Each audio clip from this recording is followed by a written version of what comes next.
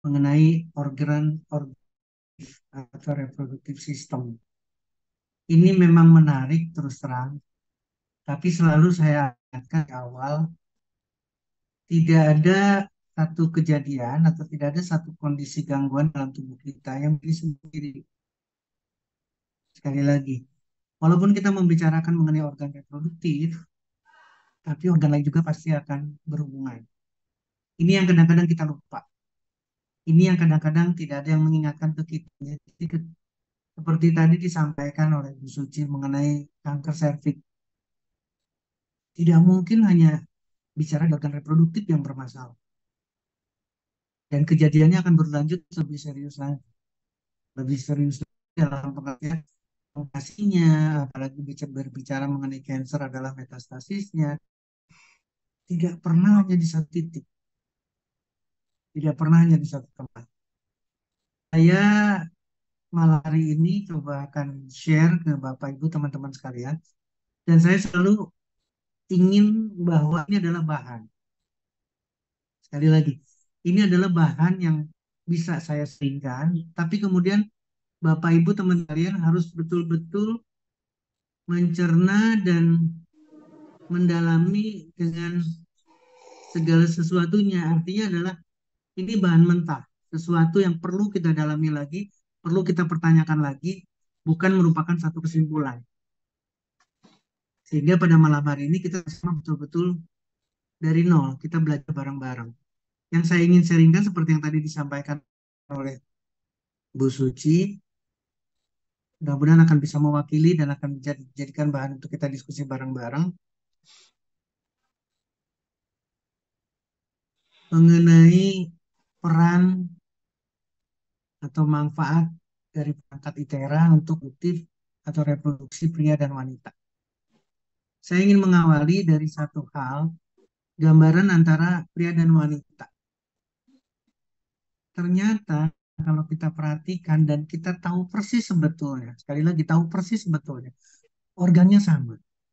Yang membedakan hanya reproduktifnya.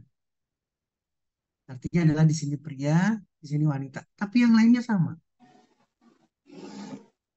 Artinya sekali lagi, ketika kita melihat utuh badan, baik pria maupun wanita, dengan otaknya, dengan paru-paru, dan seterusnya, tidak akan ada perbedaan. Reproduktif disediakan, diciptakan oleh Yang Maha Besar agar kita mendapatkan keturunan. Tapi kalau tidak ada pertemuan antara pria wanita, maka tidak akan terjadi. Kalau tidak berpasangan, maka tidak akan terjadi keturunan. Jadi, Bapak Ibu, teman-teman sekalian, sekali lagi, pria dan wanita pada hakikatnya adalah sama. Kita ingin melihat dari sini saja. Ginjal, sampai ureter, kemudian masuk ke kandung kemih. Udah mulai bicara di kandung kemih, udah tempatnya organ reproduktif. Demikian juga dengan pada wanita. Pada wanita pun hal yang sama. Pada pria sama. Perbedaannya nanti di sini ada prostat pada pria. Tapi dari ginjalnya, ureternya, kandung kemihnya, uretranya dimiliki oleh yang sama. Pria maupun wanita. Kemudian hormon. Kadang-kadang wanita selalu diperbincangkan gangguan hormonal, gangguan hormonal. Ternyata di pria pun sama. Pasti akan terjadi gangguan keseimbangan hormonal. Pada wanita dengan estrogen dan progesteronnya yang terus-terusan bergantian, katakanlah, tapi pada pria dengan testosteron, di mana tempat produksinya sama di organ reproduktif. Testis menghasilkan testosteronnya, kemudian demikian juga dengan ovarium menghasilkan estrogen progesteronnya. Ini yang betul-betul saya ingin mengawali dari awal, pria dan wanita sama. Kejadian apapun, maka pada hakikatnya adalah sama. Pada wanita maupun pada pria. Ketika mulai terjadi perubahan hormonal, ini yang sering disebutkan cuma wanita. Wanita sudah dapat menopause. Saya sudah tidak menstruasi lagi. Seolah-olah pria tidak ada gangguan dengan hormonalnya, seolah tidak pernah terdengar androgennya. Hal yang sama terjadi ketika testosteron mengalami gangguan, maka terjadi menopause. Nah, sekarang yang sederhana, Bapak Ibu teman-teman sekalian. Kalau pada wanita sudah banyak ceritanya. Saya nggak tahu nanti benar atau tidaknya. Kemudian tolong di apa namanya dipertanyakan ke masing-masing. Entah itu jadi sering marah. Ini yang dipertanyakan tadi. Apa dok kira-kira dok? Atau jadi satu sesuatu pada organ reproduksi. Ini salah satunya kita berbicara misalkan pos dan andropos. Pada wanita dan pria sensitivitasnya akan berubah, libidonya tidak ada, dan seterusnya. Jadi artinya, kalau ini terjadi penurunan, Bapak Ibu teman-teman, harusnya sih koreksi adalah bermasalah itu bukan, sekali lagi, yang bermasalah itu bukan organ reproduksi saja, tapi tubuhnya mengalami perburukan. Tubuhnya tidak perform. Tubuhnya sudah jauh sekali mengalami penurunan yang harusnya tidak pada saat itu. Jadi kalau kita melihat dari sini, menopause, andropause, mudah-mudahan bisa menerima ketika seorang pria bermalas-malasan dalam aktivitas seksual, katakanlah seperti itu pun sudah tanda-tanda ada sesuatu di organ reproduktifnya. Karena hal yang sama. Nah, sekarang saya ingin menunjukkan satu ilustrasi. Ini adalah hipotalamus, kemudian kelenjar pituitary atau kelenjar hipofise. Kelenjar ini, hipotalamus dan kelenjar hipofise adanya di kepala kita. Sementara seorang laki-laki mempunyai testis. Berarti adanya di organ reproduktif. Tapi dari kepala sampai ke organ reproduktif, ini berhubungan dari kepala di sini ketika sekarang bicaranya apa sekarang? Orang tersebut sering migrain, sering vertigo katakanlah. Tolong menjadi catatan penting. Ada kemungkinan hipotalamus juga mengalami gangguan, ada kemungkinan kelenjar hipofisenya yang di kepala ini juga akan mengalami gangguan.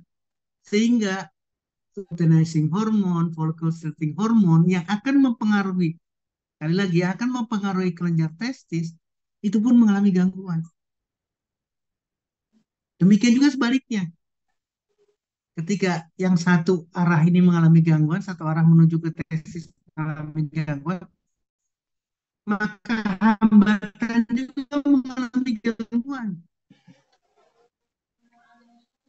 Maka terdistilasi katakanlah kekurangan hormonal, sperma tidak terbentuk, nanti jumlah spermanya kurang, bentuk spermanya atau morfologi spermanya juga tidak sesehat yang harus diharapkan. Ini terjadi. Demikian juga dengan pada wanita. Melibatkan hipotalamus, melibatkan kelenjar hipofise. Hal yang sama sekarang. Maka akan mempengaruhi ovarium untuk menghasilkan estrogen. Ketika rangsangan dari, sekali lagi, ketika rangsangan dari hipotalamus masuk ke hipofise, stimulasinya, kemudian mempengaruhi ovarium, mengalami gangguan juga, maka sel telur tidak terbentuk, maka estrogen akan berkurang. Maka yang harusnya belum masuk ke menopause pada wanita, yang seharusnya belum masuk ke andropause pada laki-laki, sudah terjadi. Sekali lagi, ini gambar jelas hanya menunjukkan bagian kepala dengan hipotalamus dan kelenjar hipofise yang ada di dalam otak, di dalam kepala kita, dengan di organ reproduksi. Yang kita bicarakan baru dua, hipotalamus, hipofise, kemudian organ reproduksi. Padahal, Bapak Ibu teman-teman sekalian, hipotalamus, hipofise juga mempengaruhi sistem hormonal lainnya dalam tubuh kita. Tiroidnya, nanti seorang wanita dengan payudaranya, karena di sana kelenjar, air susu. Demikian tiroidnya, demikian juga dengan pankreasnya, itu akan terpengaruh yang sama. Ketika seseorang itu diabetes, ada gangguan hormon insulin. Sekali lagi, ada gangguan hormon insulin. Apa yang terjadi pada seorang pria? Ereksi pun tidak bisa. Kalau kita korelasikan pada wanita, sama. Seorang wanita pun ketika ada diabetes dengan komplikasi pembuluh darahnya, maka sama akan terjadi juga tidak ada libidonya. Harusnya belum menopause akan terjadi menopause. Jadi sekali lagi Bapak Ibu teman-teman sekalian, tidak akan pernah berdiri satu penyakit dalam tubuh kita. Pasti berhubungan satu dengan yang lain. Karena tubuh kita utuh. Saya ingin mengajak Bapak Ibu teman-teman sekalian ke pola pikir yang sama. Jangan pernah bicara saya punya asam lambung seolah-olah yang sakit dalam tubuh seseorang itu hanya lambungnya saja. Tidak mungkin. Ketika lambung kita bermasalah, maka seluruh sistem, seluruh organ pun pasti akan merasakan masalah. Ketika paru-paru kita kesulitan mengeluarkan CO2-nya, sampahnya, kemudian kesulitan juga mengambil oksigennya, maka seluruh tubuh juga hancur kekurangan oksigen karena bertumpuknya CO2 dalam tubuh kita. Hal yang sama. Demikian juga dengan organ reproduksi. Jangan pernah memisahkan satu organ dengan organ lain dalam tubuh kita. Ini gambaran yang sama Bapak Ibu teman-teman sekalian. Di kepala, dua kepala nih sekarang. Oh ternyata tiroid ada, timus mungkin sudah hilang, tapi paratiroidnya ada. Kemudian kelenjar anak ginjal, kemudian kelenjar sama dengan pankreasnya dan organ reproduksinya. Ketika berbicara di organ reproduksi, pria pada testisnya, wanita pada ovariumnya, hal yang sama akan terjadi. Hal yang sama akan mendapatkan dampak. Berbicaranya dua, berbicaranya di hipotalamus dan kelenjar hipofisinya. Tapi rentetannya akan mengenai ke seluruh tubuh kita. Ketika ada gangguan hipofisi hipotalamus yang menyertai yang mengenai tiroid dengan hipertensinya dan gejala-gejala tiroid yang lainnya, maka organ lain juga terganggu, maka organ reproduktif pun terganggu. Jadi Bapak Ibu mudah terinfeksi misalkan, mohon maaf, saya cerita pada wanita, mudah terinfeksi dengan adanya keputihan yang tidak yang lama kronis terus-terusan, maka tidak hanya fokus pada organ reproduksinya. Pada seorang pria ada pembesaran prostat, kelenjar, kelenjar pasti dipengaruhi oleh hormonal. Maka kita harus koreksi lagi, bukan cuma pembesaran prostat yang terjadi. Demikian juga dengan kondisi yang penuh dalam tubuh kita, itu akan semuanya sama mempengaruhi. Nah, yang terpenting yang saya ingin selalu menjelaskan adalah pembuluh darah. Bapak, Ibu, teman-teman sekalian. Testis seorang pria, pembuluh darah, arteri, dan vena. Mohon maaf. Kemudian penis, kemudian testisnya. Sama nih, isinya adalah pembuluh darah. Artinya ketika ada gangguan pembuluh darah, dari kualitas darahnya, sampai kesumbatan di pembuluh darahnya, maka komplikasi akan terjadi pada organ reproduksi. Dan dengan bangga, ini masih bicara testis dan penisnya, seorang pria bangga karena sudah selesai dari serangan jantungnya dan dipasang ring. Tapi penisnya, di testisnya juga ada pembuluh darah yang mungkin sama sumbat seperti di jantungnya. Dalam hari ini saya arahkan nantinya pada kenapa terjadi gangguan ereksi. Saya ingin bawa ke arah pembuluh darah. Coba ini betul-betul ada pembuluh darah sama dengan di jantung, sama dengan di nanti gambaran pada wanita sama. Sama dengan pembuluh darah di tempat lain. Pada wanita saya gambarkan, saya sengaja ngambil gambar pembuluh darahnya. Jadi kalau ada pembuluh darah yang tersumbat di sini saja, berarti ovarium pun tidak akan sehat. Tidak memungkinkan untuk mendapatkan sel telur yang sehat. Atau Mohon maaf, bicara sel telur itu cuma satu aja udah hebat. Satu sel telur dihasilkan, masuk ke tubuh Pavlovich, kemudian ketemu. Katakanlah di sini ketemu dengan sperma. Maka terjadi nidasi, kehamilan, dan seterusnya. Tapi kalau tidak sehat di ovariumnya, tidak sehat di ovarium kanan dan kan, akibat aterosklerosis, dan aterosklerosis seolah-olah identik dengan di jantung. Tidak. Seluruh pembuluh darah, seseorang yang telah mengalami aterosklerosis, angiogramnya jelas ada pembuluh darah yang tersumbat di jantungnya, maka harus terpikirkan pembuluh darah di tempat lain pun sama. Hanya karena tidak diperiksa, Bapak Ibu teman-teman sekalian.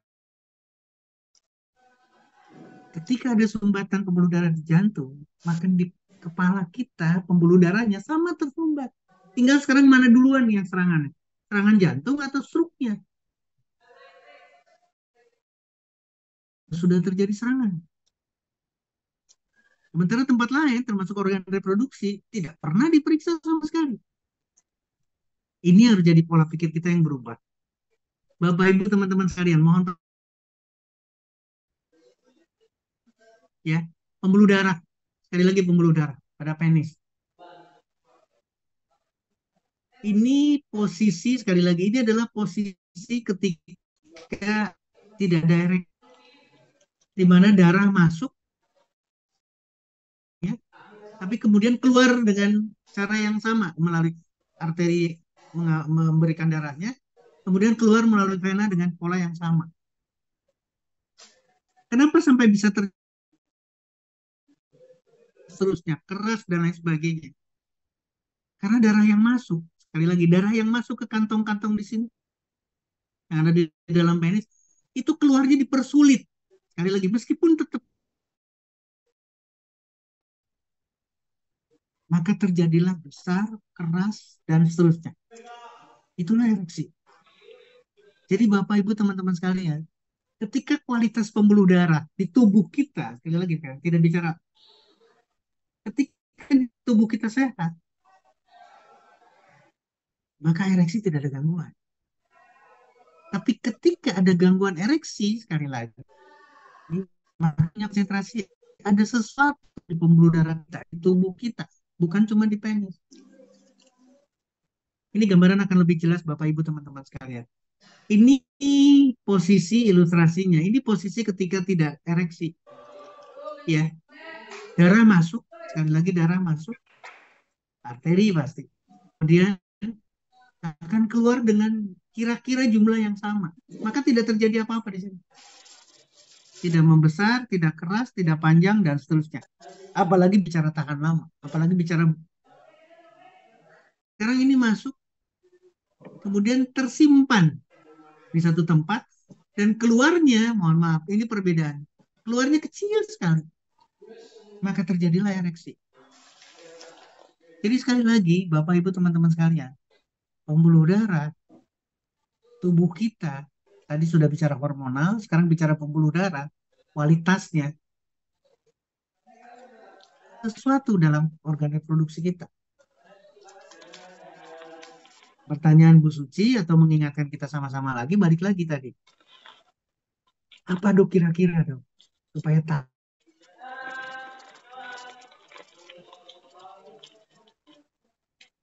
Ini pertanyaan yang menarik dan harus menjadi catatan buat kita bareng-bareng. Ingat ya, organ reproduksi ada di badan kita. Mungkin kita mengujinya, untuk mengetahuinya, dicopot organ reproduksinya, terus dites. Disuruh treadmill. Nggak bisa. Itu orangnya, yang punyanya. Jadi artinya Bapak Ibu teman-teman sekalian, ketika kita ingin menguji sehat atau tidak, organ apapun dalam tubuh kita, bukan organnya. Ketika kita ingin melihat jantung kita, sehat atau tidak, maka ceklah tubuh kitanya.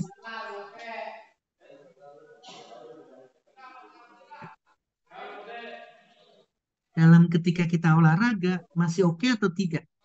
Ketika kita naik tangga masih oke atau tidak? Kalau ada gangguan, kalau ada sesuatu di sana, yakin pun mengalami yang sama. Jadi tidak spesifik pada organ reproduksi. Ini Bapak Ibu teman-teman sekalian. Yang sering adalah diabetes atau kebalikannya. Diabetes memberikan suatu komplikasi yang dahsyat dalam tubuh kita karena pembuluh darah. Maka ketika makro maupun mikrovaskuler ini terjadi, maka disfungsi ereksi terjadi pada laki-laki. Bagaimana dengan pada wanita? Sama. Kenapa demikian? Karena makro maupun mikrovaskuler komplikasi itu juga terjadi pada wanita. Sehingga neuropati, Bapak Ibu teman-teman sekalian, mohon maaf sekali lagi saya harus lebih keras di sini. Gangguan persarapan, saraf yang selalu diselimuti atau dibalut katakanlah oleh pembuluh darah. Ketika pembuluh darahnya rusak, maka rambut sarafnya pun akan lama-lama rusak dan tidak terasa apa-apa. Bagaimana dengan diabetes neuropatinya sekarang? Kakinya dicek, tidak terasa. Ketika di terapi, nggak terasa. Coba sekarang balikin yang diperiksanya penis, karena laki-laki bisa bisa tampak sama, tidak akan terasa juga di sana. Karena neuropatinya, karena persarapannya. Dan untuk buka tutupnya pun, buka tutup pembuluh darahnya pun mempersilahkan darah masuk ke dalam penisnya, itu pun sama, akan mengalami satu gangguan.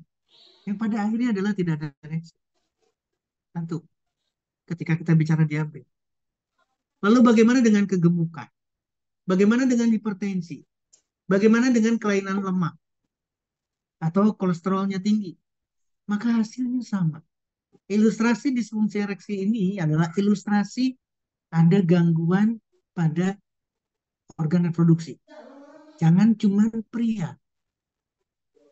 Karena pria bisa melakukan ereksi, wanita tidak. Tapi posisinya sama.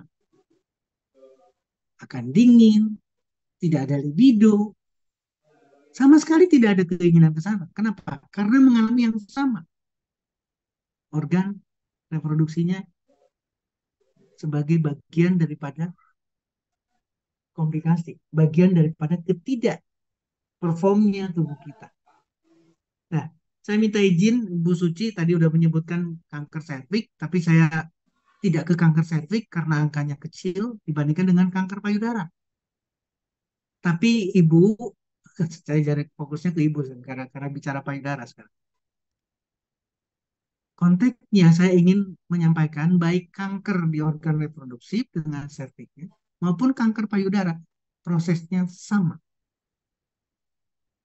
Artinya adalah pada kelenjar, pada organ sama. Kanker akan terjadi. Beberapa hari yang lalu, berarti di hari Kamis, ada yang konsul kelenjar liur, kelenjar liur mulutnya mengalami kanker, adenokarsinoma. Entah di duktusnya, entah di salurannya, entah di kelenjarnya. Dalam bentuk kista. Tapi cancer. Artinya adalah tumor ganas. Bagaimana dengan di payudara? Bagaimana dengan di organ reproduksi?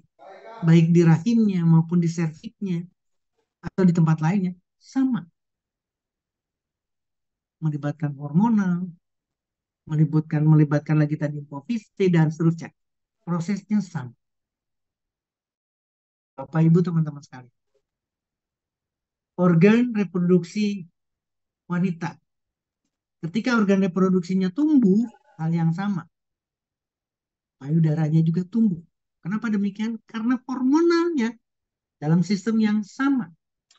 Hipofise, hipotalamus, prolaktin untuk kelenjar air susunya, kemudian estrogen progesteronnya untuk organ reproduksi bagian bawah. Ini kan saya hanya ingin menunjukkan lagi. Di sini pun pembuluh darah, Bapak Ibu teman-teman sekalian, ini kelenjar. Kemudian gambar yang lain yang lebih mengilustrasikan lagi hal yang sama.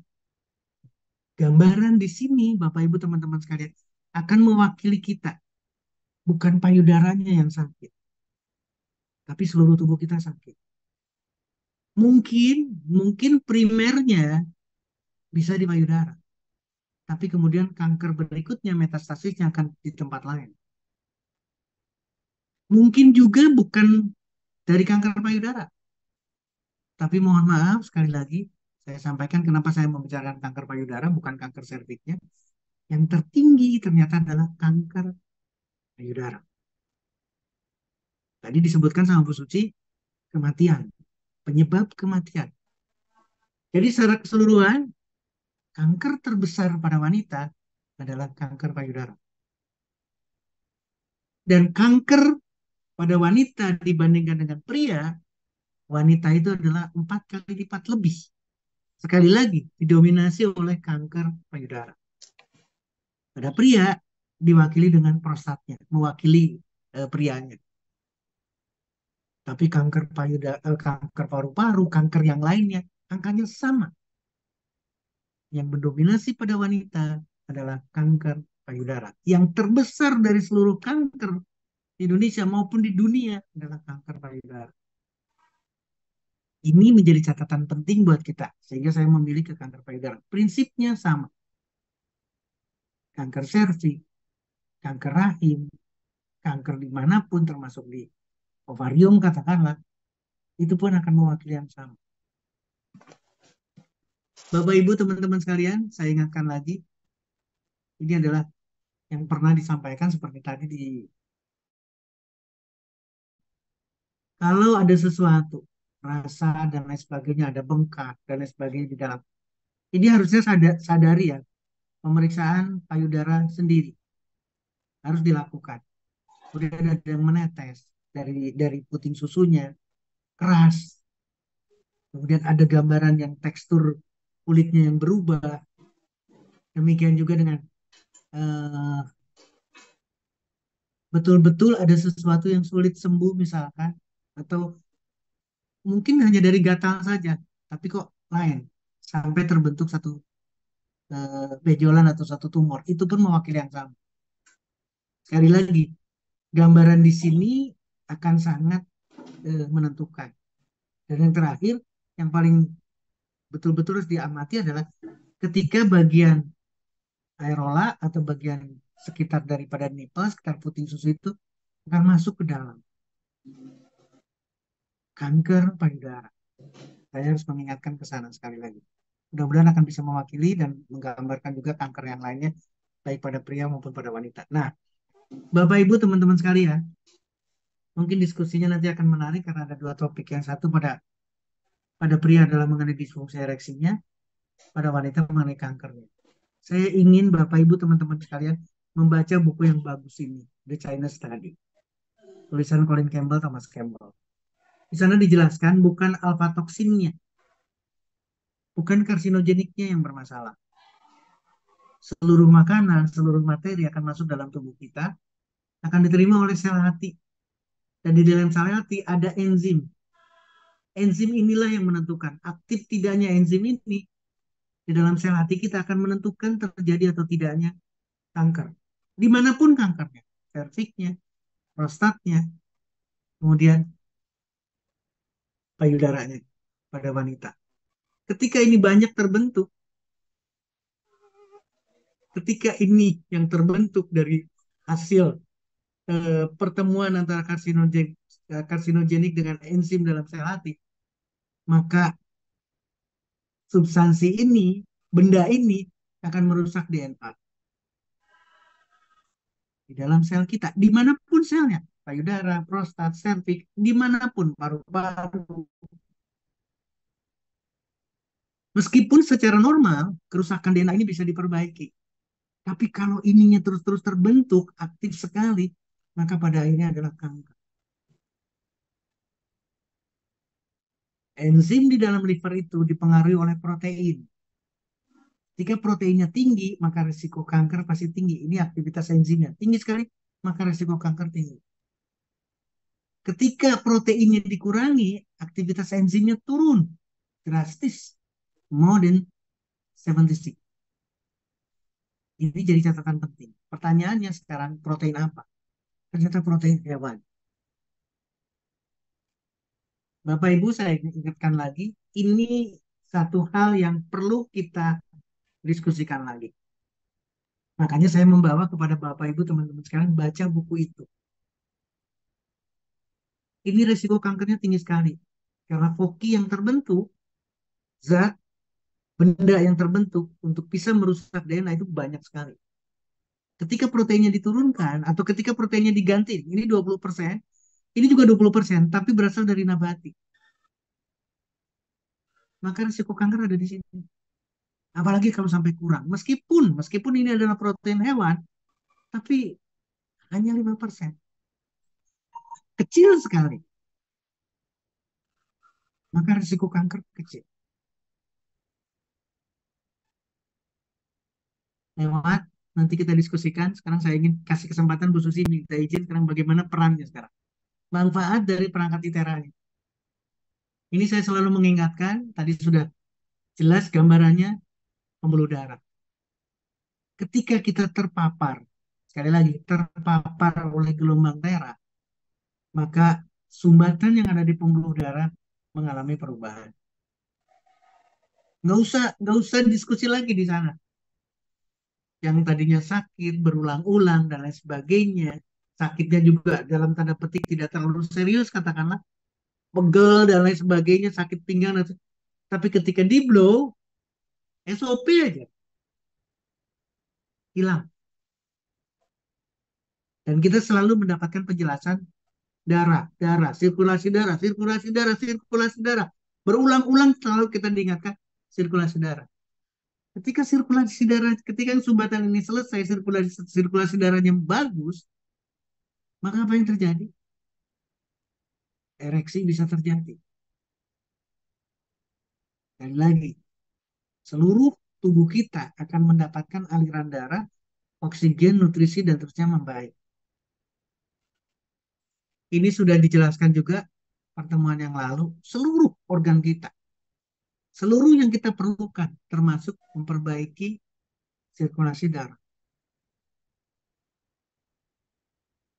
mempengaruhi sel, mengaktifkan sel.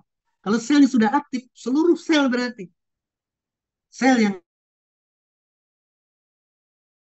sel yang akan memproduksi spermanya pada pria, maka aktif, sehat, menghasilkan sperma yang sempurna, mempunyai kualitas, mempunyai kemampuan, mempunyai kekuatan, bentuk bagus, maka sehat, siap untuk jadi seorang bapak.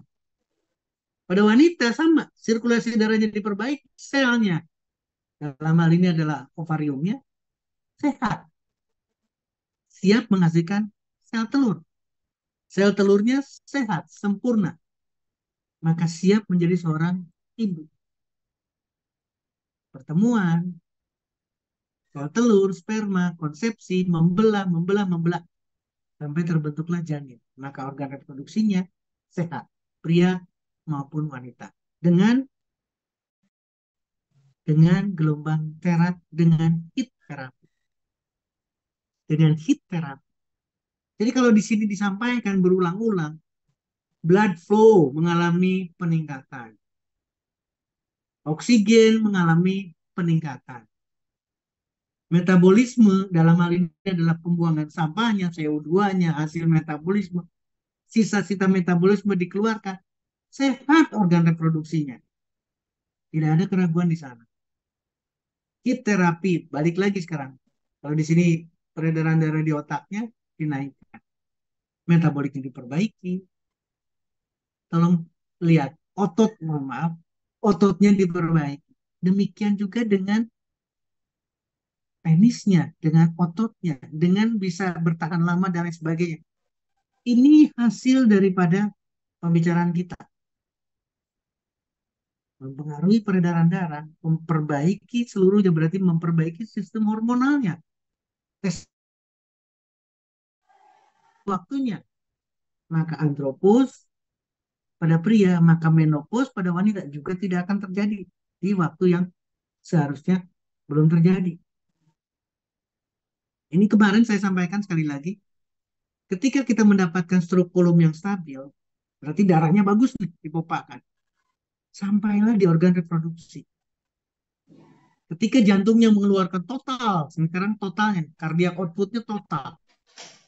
Volume darahnya keluar, banyak. Kemudian masuk juga ke organ reproduksi, maka sehat. Tadi bicara ereksi, sekarang bicara kanker. Dok, bagaimana perannya dengan kanker? Blow saja. Ini sudah disampaikan ketika kita bicara kanker. Mohon maaf saya geser. Ketika kita kombinasikan dengan blow, dengan terapi karena menghasilkan panasnya, maka ini kesempatan yang baik. Kalau dengan penyinaran atau radioterapi dengan terma, maka ingin mendapatkan sesuatu yang istimewa Bapak Ibu teman-teman sekalian. Penyerapan daripada radiasi yang betul-betul memang sinar untuk diterapi, radioterapi itu akan lebih meningkat. Meningkatkan terjadinya hipoksi pada sel kanker. Maka mati sel kanker. Menurunkan kerusakan-kerusakan. Ini yang terjadi. Demikian juga dengan ketika kombinasikan dengan kemoterapi.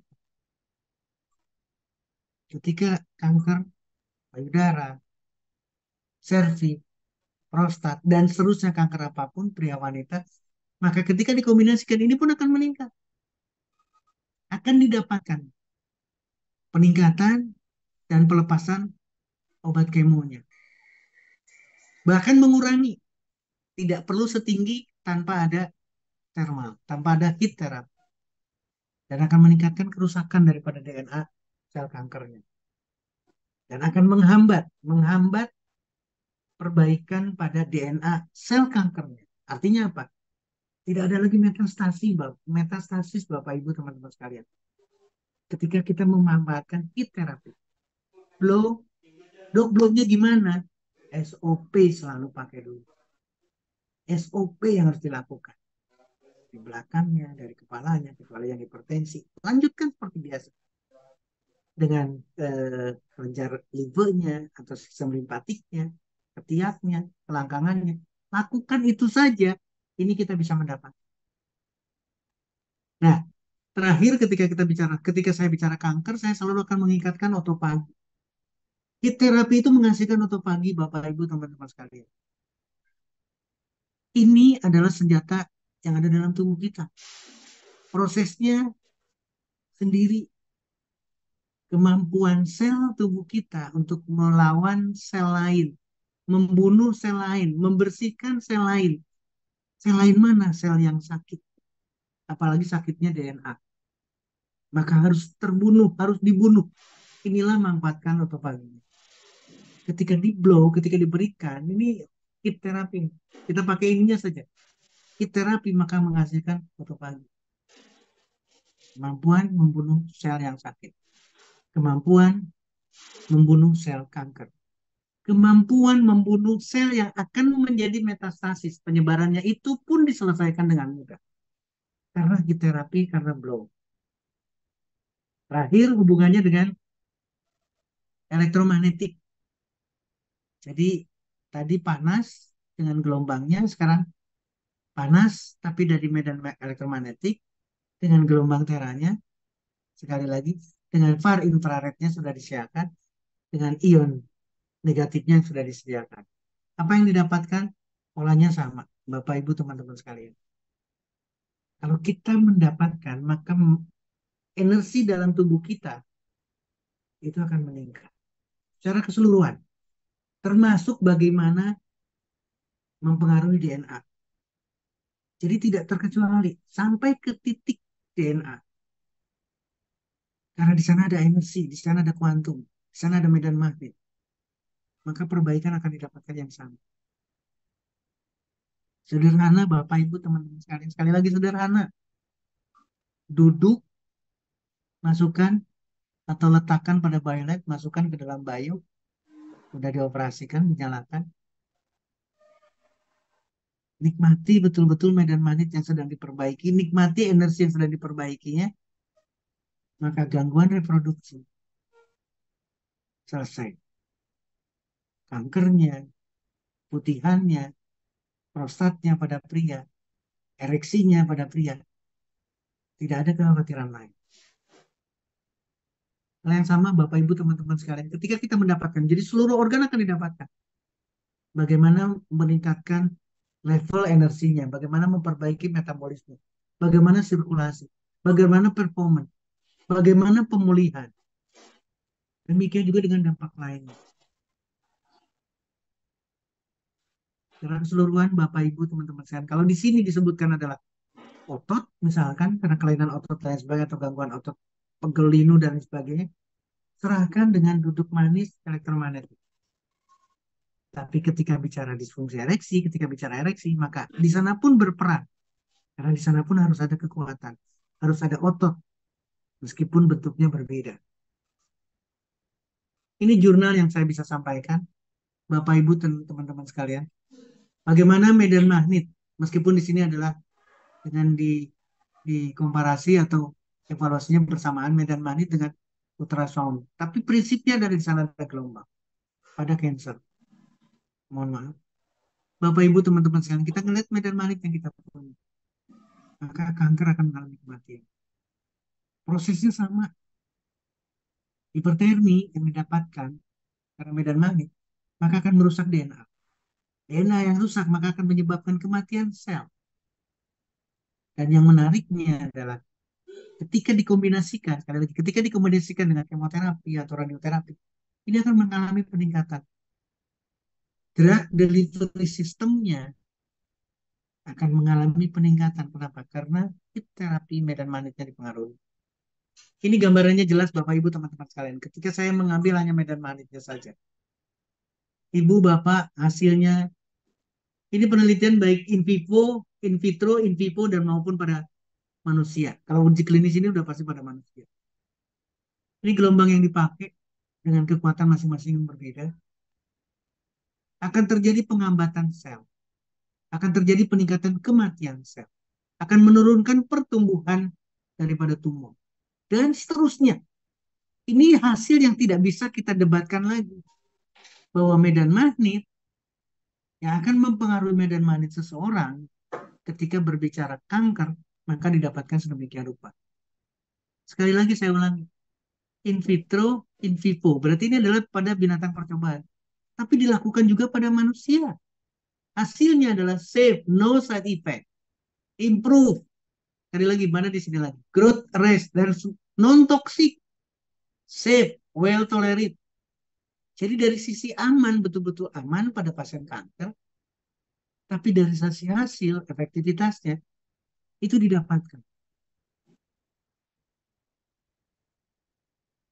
Yang lain lagi, saya dapat lagi satu literatur, pas elektromagnetik pada kanker. Ini pun sama. Saya ingin langsung saja pada kesimpulan. Pas elektromagnetik terapi menunjukkan kemampuan yang signifikan, baik secara in vivo maupun secara in vitro. In vivo itu makhluk binatang percobaannya betul-betul utuh hidup. Hidup. Dibuat kanker, dijadikan untuk terjadi kanker, kemudian treatment dengan medan magnet elektromagnetik. Sementara in vivo itu adalah satu kondisi binatang percobaannya hanya diambil jaringannya. Jadi tidak dalam konteks utuh si binatang percobaan. Tapi balik lagi ke di sini Bapak Ibu teman-teman sekalian. In vitro, in vivo, dan klinik. Di klinikal itu adalah pada pasiennya, pada manusia. Mudah-mudahan bisa mewakili pembicaraan kita. Nah, inilah gambarannya dari penelitian tadi Bapak Ibu teman-teman sekalian. Ketika medan magnet ini berbicara, diterima masuk ke dalam mitokondria, akan merusak DNA, hasilnya adalah kematian. Sel kanker. Dimanapun sel kanker. Jadi Bapak Ibu teman-teman sekalian, saya akan selalu mengingatkan bagaimana pas elektromagnetic field therapy, bio maupun biolight, Perlu nutrisi badan kita atau sel kita, tapi sampah harus keluar sempurna. Perlu oksigen masuk, setelah dipakai keluar CO2-nya harus sempurna. Perlu air bersih, berkualitas, dan seterusnya, oksigennya juga banyak, tapi harus keluar sampahnya. Sehingga komunikasi akan terjalin. Kalau ini tercapai oleh karena bio maupun biolife, maka organ reproduktif pun hal yang sama. Akan terpelihara, akan terawat. Menopause tidak segera menopause. Yang andropause pada laki-laki juga tidak segera andropause-nya ini akan didapatkan.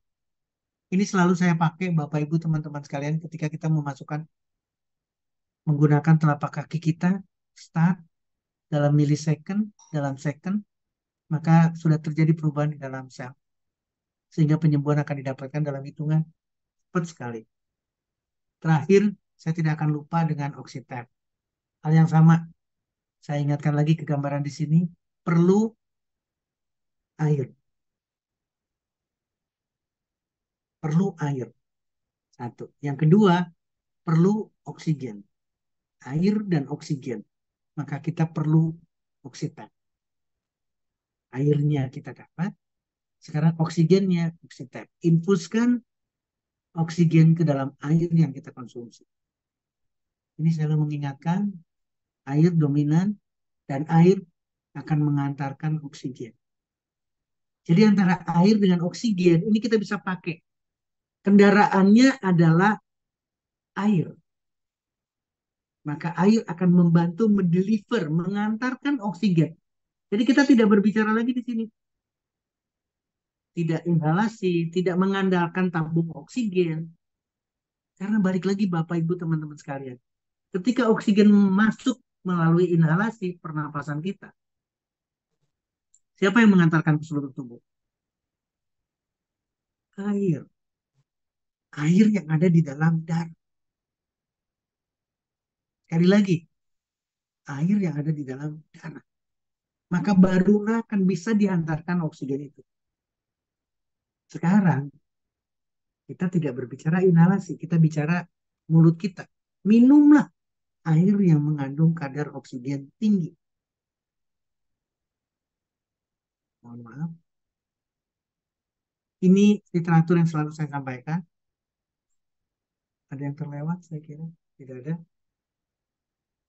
Bagaimana peranan probiotik? Probiotik langsung pada pertahanan tubuh kita. Apakah organ reproduksi tidak perlu probiotik? Tidak perlu pertahanan tubuh, tidak perlu sistem imun. Sama. Perlu perbaikan. Perbaikan ini akan dicapai ketika kita rutin mengkonsumsi air dengan kandungan oksigen yang jauh lebih tinggi. Jelas-jelas meningkatkan ketahanan dari bakteri. Kemudian pada kanker, air berhubungan dengan kanker dan di sini berbicaranya breast cancer. Meskipun pada binatang percobaan, pada mencit, tikus dan seterusnya. Hasilnya betul-betul bisa kita diskusikan.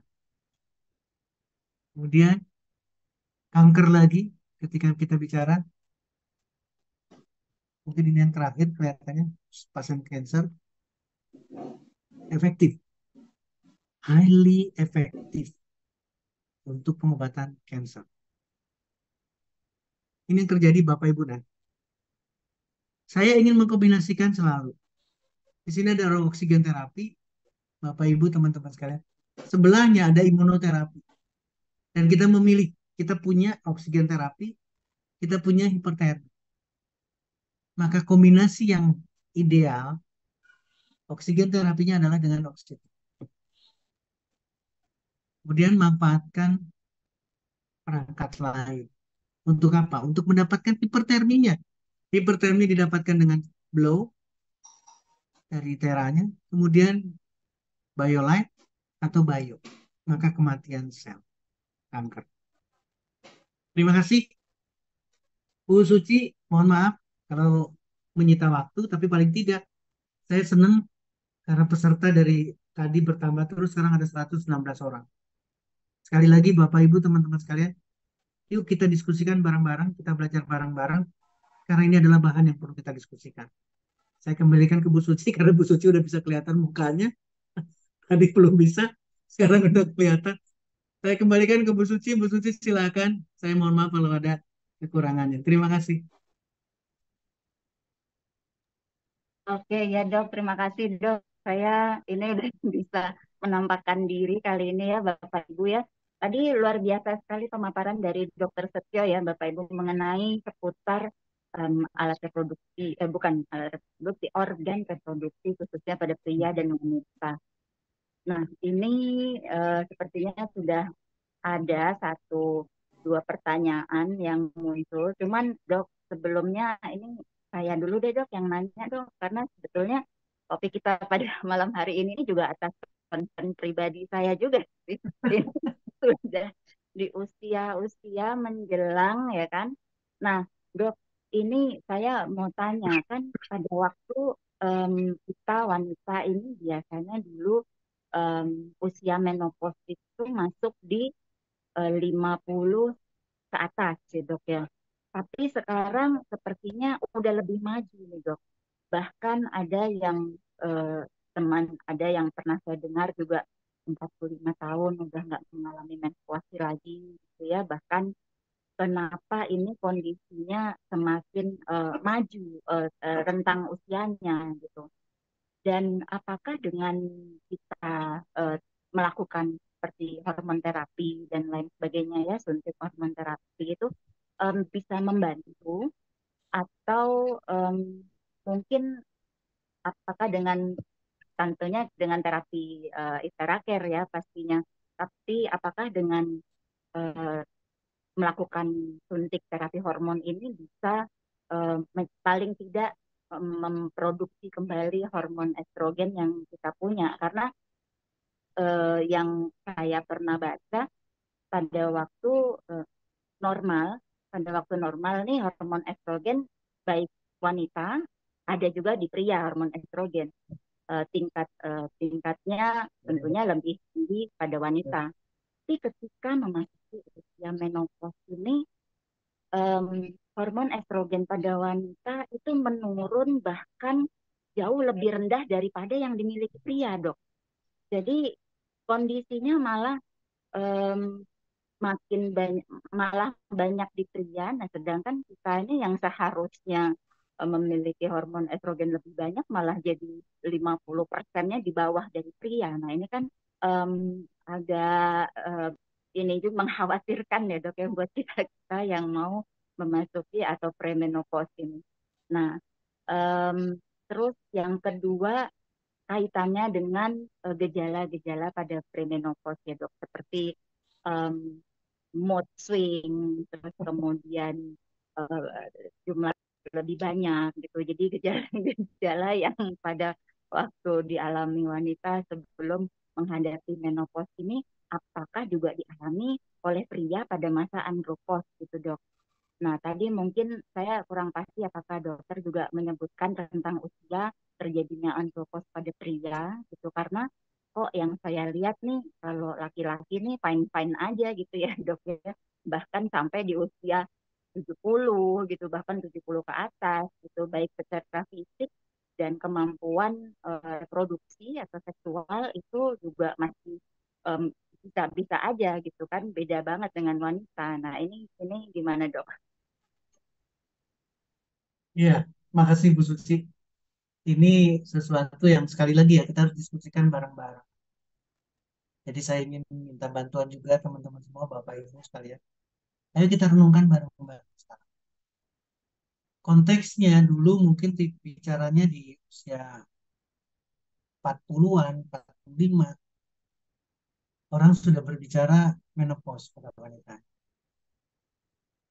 Itu balik lagi sekali lagi saya sampaikan, tidak sehat. Saya dapat pertanyaan yang jauh dari kesibukan, artinya bukan kota besar ya. Di Kalimantan Barat, saya ada pertemuan di sana, ada silaturahmi di sana. Seorang ibu maju ke depan. Dok, usia saya 62 tahun. Wanita, ibu. Ya, sekali lagi, 62 tahun. Saya masih mens dengan normal setiap bulan. Pertanyaan dari si ibu, apakah saya menolak? Jadi sangat bertolak belakang seperti yang tadi disampaikan sama Bu Suci. Kalau saya wanita, itu menopausnya panjang. Nah sekarang kondisi yang terjadi di Indonesia, kita berhadapan dengan teman-teman semua. Belum usia 50, belum usia 45. Sudah loyo dalam tanda petik yang panjang cerita loyonya pada wanita. Istri saya sendiri mengalami yang tadinya tidak pernah terpikirkan karena memang beritanya selalu seperti itu. Ya mungkin sudah menopause, sudah tidak ada lagi kemungkinan ada kehamilan. Jadi sudah lupa dengan IUD-nya karena IUD-nya sudah diangkat, sudah tidak cerita berita lagi, sudah tidak cerita lagi kondom dan seterusnya. Tapi ketika usia 48 masih terjadi kehamilan. Kalau saja tidak disteril pada saat itu mungkin sampai berlanjut akan dapat lagi eh, adiknya lagi. Jadi yang harus kita renungkan adalah bukan bicara statistik. Ini bicara bicara rentang waktu usia itu adalah statistik. Jangan bicara statistik, jangan mengikuti statistik. Yang harus kita betul-betul jaga adalah kesehatan kita. Nah, ceritanya akan berubah total, apalagi kalau sudah bicaranya hormon replacement, terapi dengan hormon. Karena ketika diperiksa, ya ampun, estrogennya rendah banget. Saya ketika konsul seperti ini, kalau Bu Suci konsul juga sama, siapa saja yang konsul dengan saya, tak akan pernah saya setujui dengan hormon replacement terapi. Kenapa demikian? Karena yang terjadi bukan gangguan hormonal saja. Estrogen yang turun, yang rendah sedemikian rupa, yang jauh berbeda dengan pada pria, itu karena tubuhnya tidak sehat. Nah, yang perlu menjadi perhatian, Bapak Ibu, atau sekarang Bapak berarti menjadi pengawalnya sekarang. Sekarang yang jadi topik pembicaraan adalah seorang ibu. Seorang wanita itu membawa emosi yang berbeda dengan pria. Jadi bapernya itu tinggi banget. Itu nggak bisa didiskusikan. Tadi udah disampaikan juga. Bagaimana perubahan tiba-tiba saja kemudinya, wow, tadinya bisa detik yang mungkin bukan bicara lagi menit lagi, detik yang sama langsung berubah karena hormonal. Jadi seorang wanita ketika membawa emosi yang sedemikian rupa, perasaan yang sedemikian rupa, maka hormonalnya juga akan mengalami perubahan. Dia tidak suka, dia tidak merasa tidak nyaman, dia worried, dia curiga, dia selalu berpikir negatif. Mohon maaf, saya harus ke sana dulu di bawahnya. Artinya adalah ke hal-hal yang negatif yang menyebabkan terjadinya penurunan estrogen sedemikian rupa. Terjadinya menopause. Jadi Bapak, Ibu, teman-teman sekalian, seorang Bapak berarti harus ngawal. Harus ngawal pasangan agar tidak sampai menopause-nya ini. Mengawal dalam pengertian, mengawal betul-betul jangan sampai emosinya luar biasa. Mohon maaf Bapak Ibu teman-teman sekalian, gara-gara cucian piring yang ada di tempat cucian piring aja menjadi masalah besar nantinya. Jadi saya ingin pria, suami betul-betul duduk di posisi di sana. Jangan sampai gara-gara pakaian yang belum disetrika itu menjadi menopause dini pada seorang wanita. Gara-gara hal yang kecil, apalagi kalau udah bicara anak dan seterusnya. Tapi sekali lagi, rentan waktu itu adalah statistik dan kita jangan hanyut ke sana. Sehatkan badan kita, bukan dengan diganti oleh hormonal. Karena ketika diganti hormon, mohon maaf sekali lagi, saya harus menyampaikan. Ini balik lagi, opini ya. Ini ya pendapat. Kita punya hormon, hormonnya ada dalam satu sistem diatur luar biasa, perangsangan. Kalau kurang estrogennya harus dirangsang agar menghasilkan estrogen. Kalau berlebihan harus dihambat. Jadi ada feedback feedback mekanisme yang terus-terusan normal, homeostasisnya normal dalam konteks keseimbangan. Nah itu ketika hormon replacement-nya diberikan, berarti menggantikan hormon yang ada dalam tubuh kita, maka sistem itu akan berbicara kepada kita, kayak sudahlah, majikan saya udah menggantikan estrogen, jadi saya nggak mau lagi bikin estrogen. Apakah tercapai? Tidak, karena yang sakit bukan estrogennya. Sama halnya dengan ketika berbicara di insulin. Pankreasnya masih ada ya. Sekarang estrogennya berbicara. Eh, ovariumnya masih ada ya, kandung telurnya. Tapi kadar oksigennya rendah sekali. Pankreasnya masih ada, tapi diperkirakan insulinnya kurang dan seterusnya dan seterusnya. Maka diberikan insulin. Pankreasnya tidak akan pernah mau membuat insulin lagi. Nah, itu konteks yang terjadi. Artinya, sekali lagi, jangan mengandalkan ke organ reproduksinya. Tubuhnya yang harus diperbaiki. Bu Suci, yang terakhir apa tadi pertanyaannya? Saya lupa. Halo? Iya, Dok. Yang terakhir tadi usia andropos pada pria, Dok. Nah, sekarang kelainannya pada kenapa pada pria? Itulah yang berbeda sekarang. Seorang pria akan mudah sekali lewat, lupanya gampang sekali. Dia akan lebih memilih ke yang lain. Artinya adalah bisa ada satu proyek, ada satu fokus yang bisa dilakukan dan lupa. Sementara wanita akan mengambil terus-terusan. Dan apa yang terjadi pada pria ketika berbicara di andropos? Testosteron. Mengalami penurunan, iya. Tapi rata-rata bukan karena testosteronnya yang menyebabkan wanita pria mengalami androposnya. Bukan. Dan bukan andropos yang dibicarakan pada pria. Makanya tidak pernah ada cerita mengenai andropos. Kenapa saya melarikannya ke disfungsi ereksi?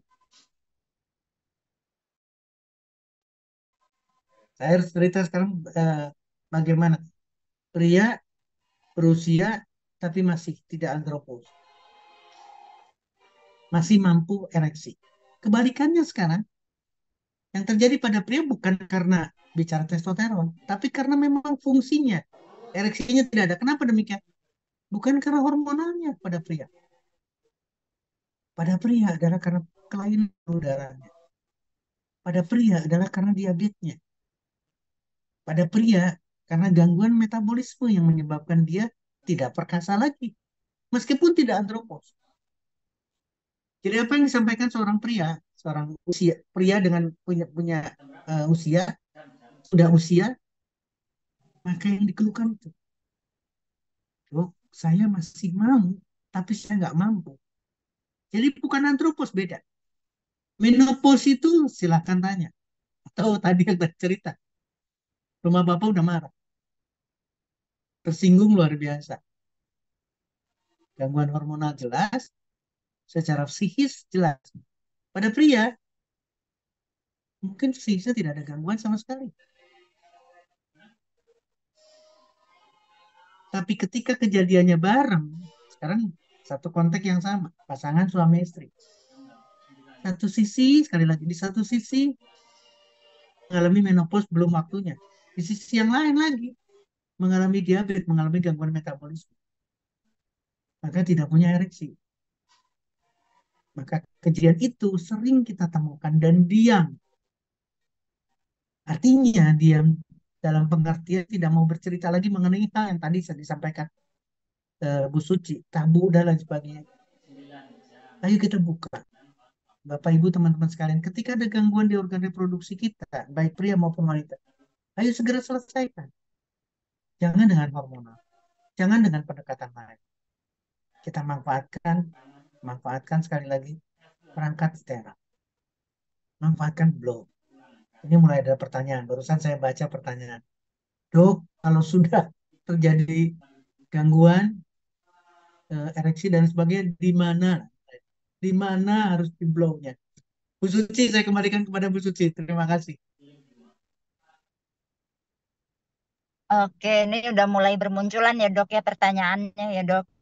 Mulai Nah ini bermunculan. ini kita jawab dua pertanyaan terakhir dok karena mirip-mirip dok.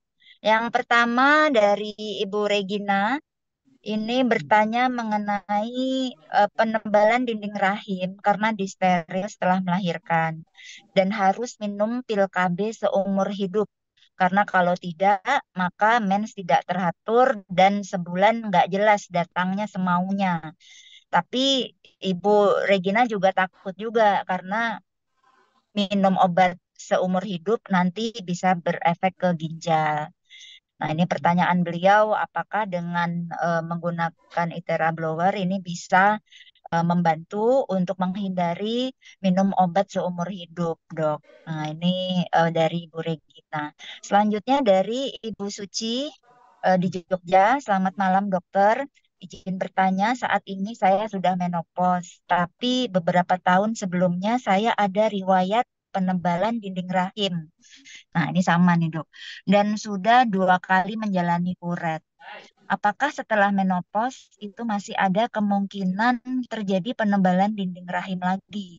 Dan saat ini saya sudah mulai menggunakan ITERA. Apakah ada titik-titik tertentu selain basic blow yang harus diterapi untuk memperbaiki kesehatan?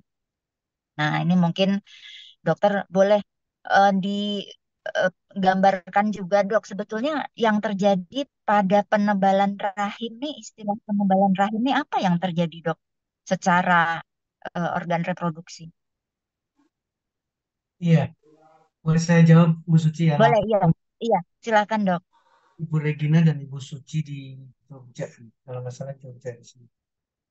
Iya, eh, dua-duanya hampir mirip. Yang membicarakan adalah kekhawatiran terjadinya penebalan kembali, penebalan dinding rahim karena disteril. Kenapa terjadi penebalan dalam konteks yang normal? Sekali lagi dalam konteks yang normal, itu karena persiapan. Jadi dinding rahim itu mirip dengan tempat tidur kita. Berarti tempat yang paling harusnya nyaman untuk tidur. Nah sekarang yang mau tidur itu adalah janin. Maka dia harus tebal. Jadi estrogen dan progesteron itulah yang bergantian. Dan seorang wanita, artinya adalah rahim seorang wanita, itu akan mengalami yang sama. Siklusnya adalah tipis, tebal, hancur lagi. Jadi memang sudah dipersiapkan karena hormonal. Tolong diikuti betul-betul. Sudah secara alami harus bertahap tebal, tebal, tebal, tebal, tebal karena untuk persiapan nidasinya hasil konsepsi. Dan telur, sperma, pembelahan, pembelahan. Setelah siap nidasi, masuk ke dalam dinding rahim, itu dinding rahim harus tebal, harus nyaman dan harus bernutrisi, harus memberikan makanan. Jadi saya awali dari tebalnya dinding rahim. Itu tebal, gugur lagi. Kalaupun tidak ada sel telur, sekali lagi, kalaupun tidak ada sel telur, mengalami yang sama. Karena hormonal estrogen progesteron akan mengalami yang sama. Nah, kejadiannya berbeda ketika mulai kasus per kasus. Ketika Ibu Regina yang bertanya, justru karena sterilisasi. Disteril. Umumnya adalah diikat tuba falopinya. Sehingga sel telurnya tidak akan nidasi di sana. Tapi di sana terjadi perubahan juga. Pasti ada penebalan untuk persiapan nidasi. Karena sel telurnya tidak ada, tidak akan masuk karena diikat tuba Fallopinya, maka proses penebalan lama-lama, mohon maaf sekali lagi, akan mengalami perubahan. Karena sel telur yang ketemu dengan sperma itu tidak pernah kunjung datang. Itulah sterilisasi. Nah, sekarang yang menjadi bahan cerita adalah harus minum pil seumur hidup. Ini yang jadi catatan penting buat kita diskusikan sekarang. Di sini tidak tercantum Ibu Regina usia berapa, memang tidak ingin eh, atau ada masalah dengan saya tidak ingin ke arah sana. Katakanlah memang sudah tidak perlu lagi. Seperti halnya istri saya sendiri. Karena sudah 4 kali, yang terakhir berarti yang kelima, maka stop. Sesar terakhir, stop. Ini jadi catatan penting. Nah, sekarang pertanyaannya adalah, eh, tidak mens, tidak teratur dalam sebulan, nggak jelas datangnya, tapi saya takut kena ginjal.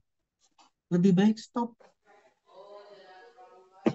Sekali lagi, lebih baik stop obat untuk hormonalnya. Karena balik lagi ke yang tadi, bicarakan hormonal. Ketika hormonalnya masuk, maka sistem justru akan terganggu. Bukan ginjal saja yang dibicarakan. Bukan samping terhadap ginjal. Lebih baik stop, lebih baik. Apakah bisa di blow pakai ditarik? Yes, jawabannya. Atau memang harus minum obat? No. Itu Ibu Regina. Nah, sekarang menyangkut ke Ibu Sucinya. Ibu Suci di Jogja. Ini kebalikannya. Dalam pengertian adalah saat ini sudah menopause. Mungkin Ibu Regina di sana sebetulnya belum menopause, tapi harus sterilisasi. Atau keputusannya adalah steril. Sekarang saat ini sudah menopause, tapi beberapa tahun sebelumnya saya ada riwayat penebalan dinding rahim. Ini lain ceritanya. Kalau penebalan di dinding rahim yang tidak normal atau endometriosis, salah satu tindakan dokternya adalah dengan kuretase. Tapi balik lagi, kuretase bukan menghasilkan dinding penebalan dinding lagi, bukan. Artinya adalah endometriosisnya selesai atau tidak.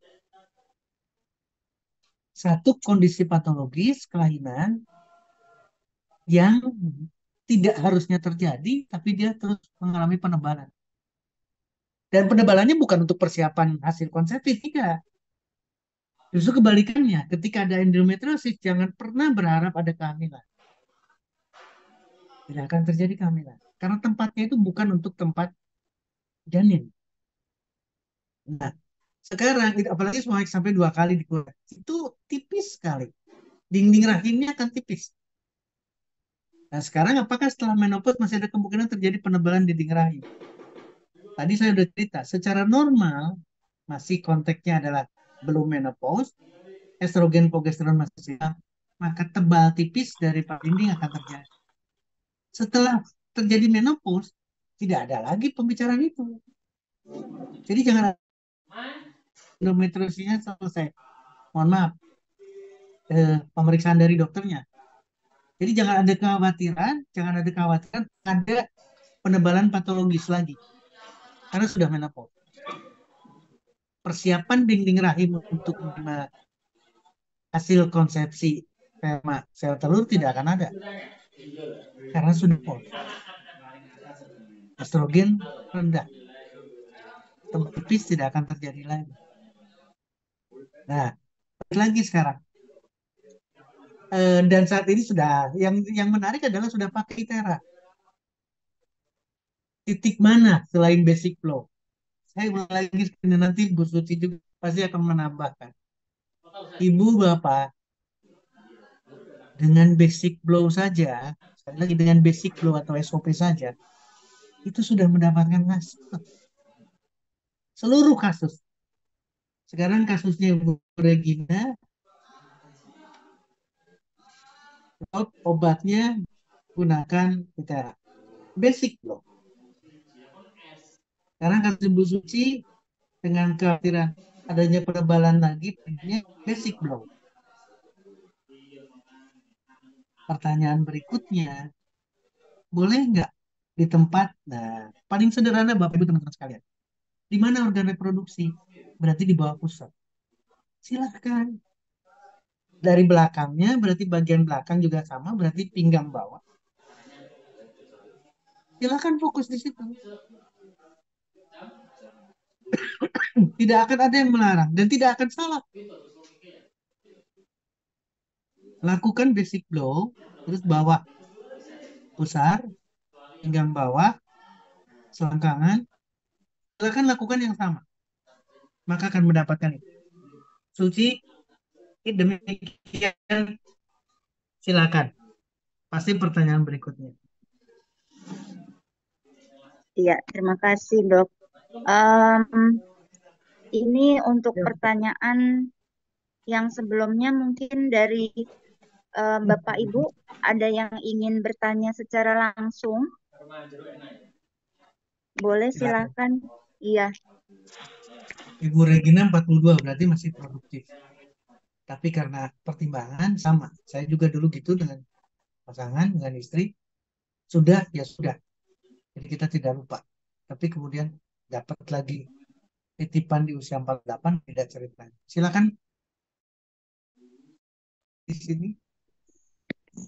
iya. Tadi mungkin sudah di apa namanya dijelaskan juga dari Dokter Setio mengenai masalah Mhm. andropos ya, dan juga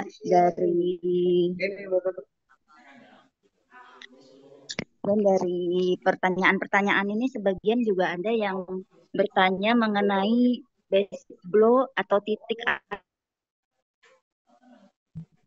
apabila terjadi gangguan ereksi pada pria. Nah, ini mungkin Dokter Setio boleh menjelaskan lebih lanjut ya, Dok ya. Siap. Iya, Ini sama tidak Pak menjawab Edi. ke Iya, pertanyaan. iya. Nanti Pak Edi setelah ini ya, Pak Edi Pak Edi boleh tadi yang belum dijawab. buka mic langsung untuk Ya, bertanya ya.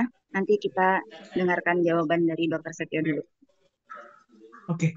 Nah, sekarang bagaimana dengan andropause?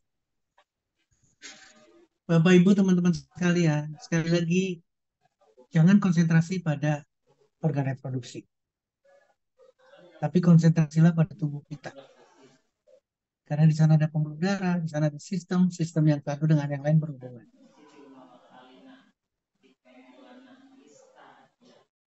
Saya tidak bisa ereksi. Dok, lemah. Dok, ejakulasi dini. Maka korelasikan, apalagi usianya. Kalau melihat usia udah 70 ke atas itu lain cerita. Tapi kalau sebelum itu sudah mengalami sesuatu, berarti itu bukan bicara andropause. Kenapa pembicaraan andropause jarang sekali? Karena pria bisa mencapai sedemikian dan tidak terjadi andropause.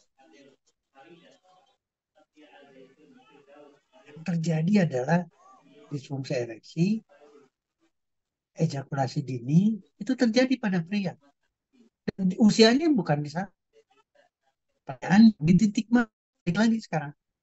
Yang sakit itu badannya. Jadi yang harus dicari adalah kenapa? Apakah ada hipertensi? Kenapa? Apakah ada diabetes? Kenapa? Apakah ada hiperkolesterol?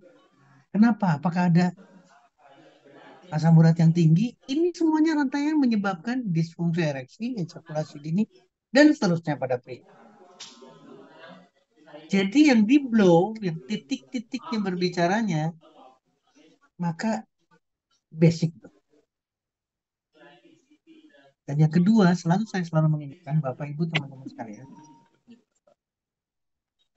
pasti berhubungan dengan makanan, pasti berhubungan dengan lifestyle. Kalau seseorang tidak bisa ereksi, seseorang mengalami disfungsi ereksi, ejakulasi dini, rubah lifestyle. Kalau dia berbicara alkohol, alkoholnya dihindari.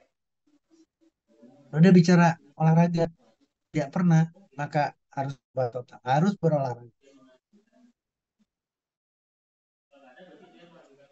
Makanan apa yang selama ini dikonsumsi oleh yang bersangkutan, itulah yang mendukung terjadinya disfungsi ereksi, ejakulasi dini. Ini yang harus kita pikirkan baik-baik. Jadi saya ingin Bapak Ibu teman-teman sekalian, bukan androposnya yang kita bicarakan saja, bukan tidak bisa ereksinya yang kita bicarakan, tapi dalam tubuh utuh kita. Kalau ada diabetes harus selesai. Jangan pernah mendengar lagi karena mohon maaf ya di medsos kita sekarang bicaranya medsos gampang banget. Diabetes tidak bisa disembuhkan, hipertensi tidak bisa disembuhkan. Kalau kita sampai di sana pembicaraan dan menangkap ke bawah sadar kita, nanti ujung-ujungnya, waduh, saya nggak bisa ereksi lagi seumur hidup. Kira-kira apa yang terjadi? Saya tidak ingin ke sana. Cari penyebabnya dan pasti ada karena yang tahu jawabannya adalah yang bersangkutan, seorang pria. Pasti tahu persis dari mulai makanannya, bagaimana yang disisir satu persatu. Coba sekarang bayangkan kenapa atau pertanyaannya begini, yang menarik harus kita diskusikan juga bareng-bareng. Kita selalu bicara basic blow, kita bicara blow. Coba yang menarik sekarang, kita lupakan blownya, tinggal duduk manis, gunakan BioLife atau masukkan telapak kaki kita pada bio, tidak pakai bicara titik kan di sana, karena yang bersentuhan adalah telapak kaki. Tapi hasilnya ereksi, tidak bicara selangkangan. Hasilnya tidak ada lagi disfungsi ereksi. Hasilnya libido dan lain sebagainya itu berubah total. Tapi ingat penyertanya lifestyle, penyertanya perubahan makanan. Kalau masih kolesterol, lemak yang dikonsumsi, maka berat untuk percepatan pemulihan dari disfungsi ereksinya pada pria atau androposnya. Saya sudah langsung baca kasusnya Pak Edi Susanto, karena nyambung. Izin mau tanya dok, untuk kasus dysmenorrhea, prosesnya bagaimana dan masalah harus di terapi persentase tertinggi di mana? Ini sama, titik juga berbicara. Orang wanita jungkir balik apa ya, sampai nungging lah ketika kesakitan karena datang bulan. Nanti kelainan lain lagi banyak sekali. Kali perdarahannya banyak. Balik lagi sekarang hubungan dengan psikisnya, sekali lagi dengan psikisnya, dia tidak bisa kontrol stresnya, lihat katakanlah ujian yang bertubi-tubi atau tugas yang bertubi-tubi, maka menyebabkan tekanan luar biasa. Ketika tidak bisa kontrol, maka hormonal juga mengalami perubahan. Ketika hormonal terjadi, maka dismenorrhea akan tidak putus-putus. Tidak akan pernah selesai. Setiap dia mau menstruasi, sudah mulai tanda-tanda menstruasi, kemudian minum obat untuk menghilangkan sakitnya. Minum obat untuk tidak terjadi kontraksi yang berlebihan, spasme dan seterusnya. Tidak selesai. Kasus dysmenorrhea yang ditanyakan Pak Edi Susanto adalah kasus organ reproduksi karena tubuhnya, baik psikis dan tubuhnya tetap tidak sehat. Tidak olahraga. Kalau dia olahraga, paling tidak ketika, mohon maaf ya, ketika olahraga dia akan lupa dengan stressing yang didapat. Dia bisa menghindar sesaat. Maka ketika dihindari, apa namanya, organ reproduksinya, sistem dalam tubuhnya akan mengalami perbaikan. Lari, tapi lari yang positif. Melakukan sesuatu lebih positif pada kasus itu dengan dysmenorrhea, olahraga, tenang, meditasi, konseling, itu akan menyelesaikan dengan mudah. Bukan bicara kimia, bukan bicara obat. Kalau masih terus-terusan, nah sekarang kita punya perangkat, maka blow Flow-nya di mana? Basic flow, SOP, basic flow, SOP. Karena organ reproduksi, karena dysmenorrhea, maka blow perut, perut bagian bawah atau pusar di bawah pusar dan seterusnya. Jangan pada saat eh, datang bulan atau menstruasinya terjadi. Lebihnya silakan. Punya waktu berapa sekarang? Dari 28 atau 30 hari. Maka selain kasus menstruasinya, 5, 6, 7 hari katakan, sisanya terapi. Ketika mendekati mau selesai, terapi. Nggak usah perlu ditunggu kalau udah mau selesai. Tapi di awal, maka kehati-hatian selalu. Awas, menstruasi. Datang bulan. Jangan dulu terapi. Rest. Bagaimana dengan airnya? Lebih baik konsumsi air. Blow airnya, konsumsi. Blow airnya, konsumsi. Dapat. Apalagi ada oksita. Maka dysmenorrhea akan mudah sekali. Selesai, kombinasikan bio, biolite, blow, apalagi dengan oksita. Mungkin itu Bu Suci, kembalikan kepada Bu Suci. Pak Edi, mudah-mudahan bisa menjawab. Silakan kalau ada yang didiskusikan lagi. Terima kasih. Iya, terima kasih dokter. Pak Edi tadi sudah menjawab ya, ini dari pertanyaan Bapak tadi ya. Nah, dok, sebetulnya yang normal itu dok, kalau haid atau menstruasi itu berapa hari sih dok? Kadang dari satu dan beberapa orang yang lain kan bervariasi. Ada yang lama sekali gitu, 7 hari bahkan lebih gitu. Bahkan juga ada yang sebentar gitu. Nah ini apakah ini juga berpengaruh atau ada tanda-tanda tertentu nggak sih dok yang bisa kita lihat dari durasi atau lamanya menstruasi ini? Lamanya menstruasi, durasi, dan volume darah. Jadi balik, Betul, iya, balik ke proses yang tadi. Sekali lagi, rahim itu menempat untuk persiapan.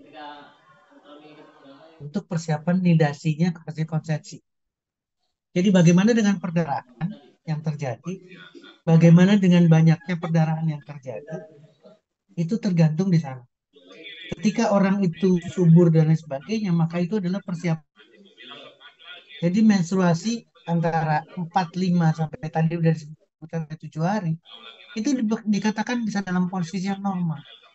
Tapi lebih dari itu atau kurang dari itu, catatan pentingnya adalah bersih atau tidak. Kalau sudah tidak ada sama sekali, tidak ada masalah. Jarang sekali sama dalam 2 hari. Dalam hitungan 3 sampai 4 hari selesai. Itu normal. 7 hari masih dikatakan normal, nggak ada masalah. Tapi ketika hari-hari berikutnya dengan flek lagi, dengan flek lagi, dengan masih ada lagi, itu yang jadi tidak sehat atau tidak normal. Kenapa demikian? Eh, Dinding rahim itu apa yang bisa dikatakan ya? Memang berbeda dengan tempat lain. Pembuluh darah yang terbuka saja pada saat menstruasi itu bisa menutup sempurna. Artinya harusnya tidak ada ketika sehat. Ketika pembuluh darahnya tidak sempurna menutupnya atau pulihnya karena kontraksinya yang tidak terjadi atau tidak kuat, tidak sempurna, maka darah akan tetap keluar. Tolong perhatikan pada individu-individu dengan varises. Sekali lagi dengan varises. Ingat ya, di rahim itu pembuluh darah, arteri dan vena. Di tubuh kita juga sama, arteri dan vena. Ketika ada gangguan vena, salah satunya adalah varises, maka menstruasinya juga akan berbeda. Karena apa? Karena ada kelainan pada pembuluh darah vena. Arterinya mungkin akan cepat sekali, tapi kalau venanya, dia akan lambat mengalami pemulihan sempurna pada saat menstruasi. Jadi sekali lagi, 3, 4, 5, 6, 7 itu masih bisa dikatakan aman. Tidak ada cerita terlalu sempit dengan 3 hari atau 4 hari. No. Karena masih tetap bisa dikategorikan normal ke sana. Nah, ini yang jadi catatan penting buat barang-barang normal. listriknya. Demikian Bu Suci, saya kembalikan ke Bu Suci, silakan. Oke, jadi em, masih dikatakan normal ya dok ya apabila siklus atau terjadinya menstruasi atau haid ini sekitar 3 sampai 7 hari. Tapi kalau masih terus mens atau mungkin ada flek lewat dari 7 hari, mungkin kita para wanita mulai waspada sebaiknya ya dok ya. Jadi mungkin bisa berkonsultasi lebih lanjut atau juga bisa lakukan apa namanya terapi kok terapi maksudnya bisa dilakukan pencegahan sebelumnya dengan berkonsultasi dengan dokter terkait ya dalam hal ini tentunya dokter obgyn ya tentunya. Nah, selanjutnya ini tadi ada pertanyaan yang Suci baca, Dok. Ini terkait dengan pemakaian spiral. Jadi, apakah jika sedang memakai spiral ini boleh dilakukan terapi? Dan yang kedua, ini apabila kita sedang haid, ini kita boleh nerapi orang nggak? Ini kan biasanya memang mungkin Bapak Ibu sekalian sudah tahu ya gitu hal-hal yang patut dihindari khususnya apabila kita menstruasi tidak boleh diterapi. Nah, ini apabila kita yang menerapi dok, tapi kondisi kita sedang haid nih, ini diperbolehkan nggak dok?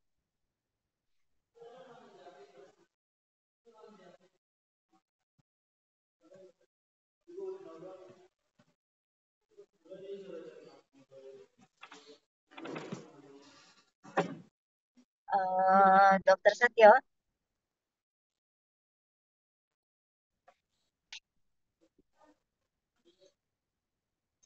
sepertinya kita kehilangan Dokter Setyo ya Bapak Ibu. Ini mungkin Dokter Setyo ada gangguan jaringan. Mungkin kita tunggu dulu Bu Suci, sebentar. Iya, Dok. lanjut lanjut. Laptop saya Oh, tapi saya masih tetap mengikuti. Silakan oke. Iya, nanti di laptop. baik, Dok. Ini pertanyaan selanjutnya, Dok. Tadi mungkin dokter sempat mendengar sebentar bahwa apabila kita memakai kontrasepsi dalam hal ini spiral.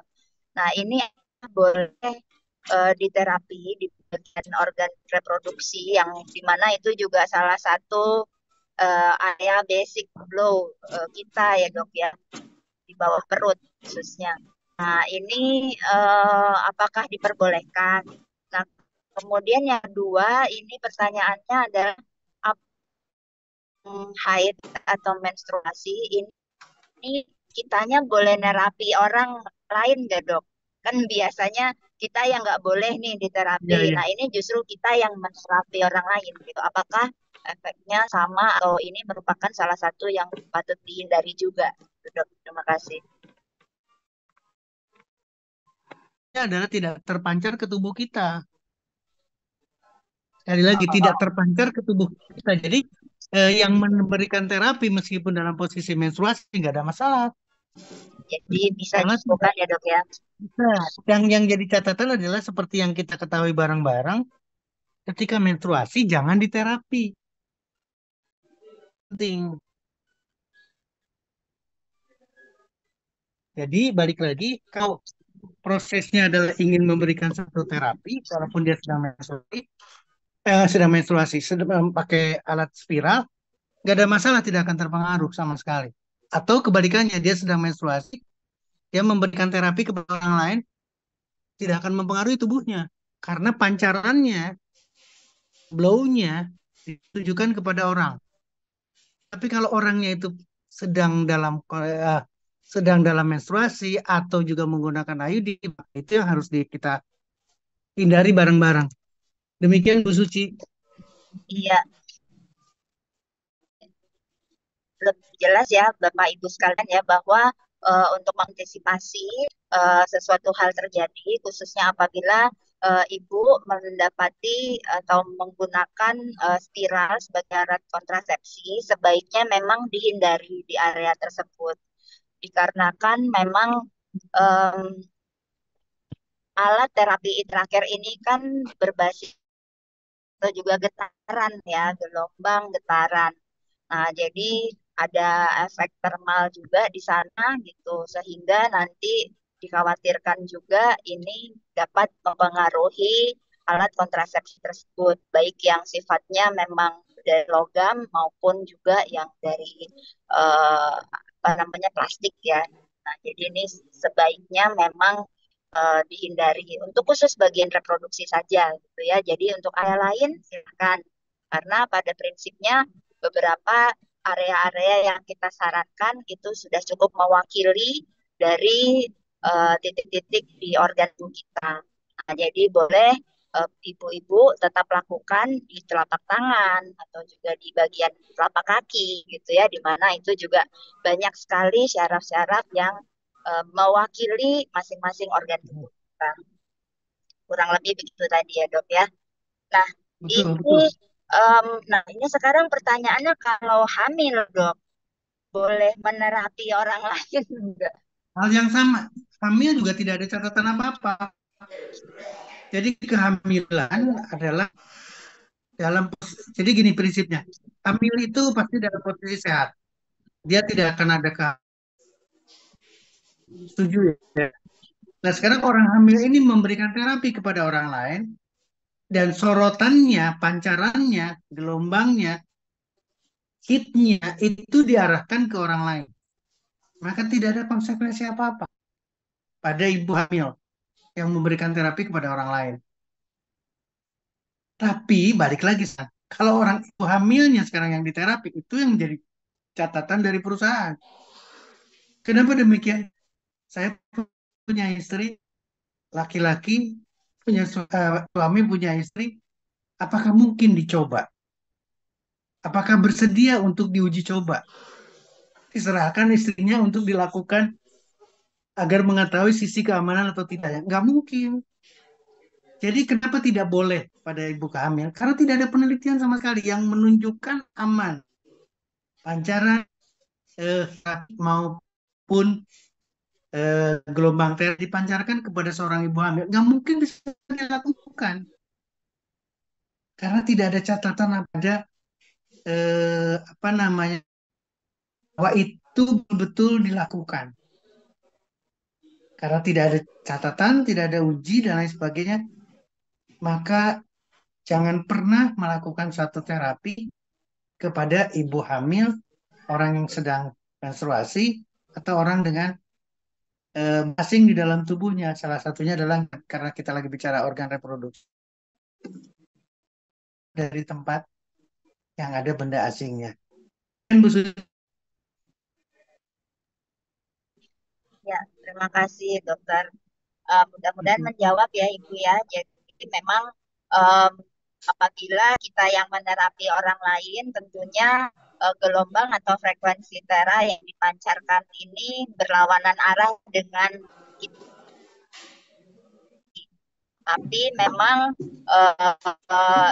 ibu-ibu apabila memang dalam keadaan atau dalam posisi sedang hamil, mungkin memang yang sebaiknya memang melakukan atau menerapi orang lain tuh apabila memang diperlukan dan mungkin um, sebagai tindakan mengantisipasi mungkin di triwulan kedua ya dok ya sebaiknya juga ya atau setelah usia 4 bulan mungkin ya sebaiknya gitu supaya kita bisa menghindari hal-hal yang tidak diinginkan.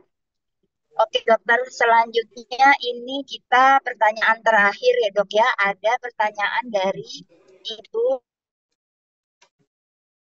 menanyakan apakah alat ITERA ini bisa membantu jika dipakai pada yang mengalami kelumpuhan. Karena saya punya keponakan lumpuh dari bagian dada sampai kaki karena kecelakaan tunggal. Tapi sudah dioperasi di bagian tulang belakang dan dipasang pen. Oh, dipasang pen ini sebetulnya memang salah satu hal yang kita hindari di bagian area blownya sih. Tapi apabila Ibu masih bersama kita, mungkin Ibu bisa open mic juga biar Ya. menjelaskan lebih lanjut kepada Dokter Setio. Jelaskan mungkin keponakan Ibu pria atau perempuan berapa, dan ini sudah berapa lama ya Bu dari Operasinya. kecelakaan dan operasi tersebut. Assalamualaikum Mungkin ya. Bu, iya, Waalaikumsalam Bu. Iya, selamat malam dokter. Malam Ibu. Iya, ini saya mau bertanya. Saya punya keponakan kurang lebih kira-kira 2 tahun yang lalu mengalami kecelakaan tunggal. Jadi Mhm. jatuh dari motor dan setelah dilakukan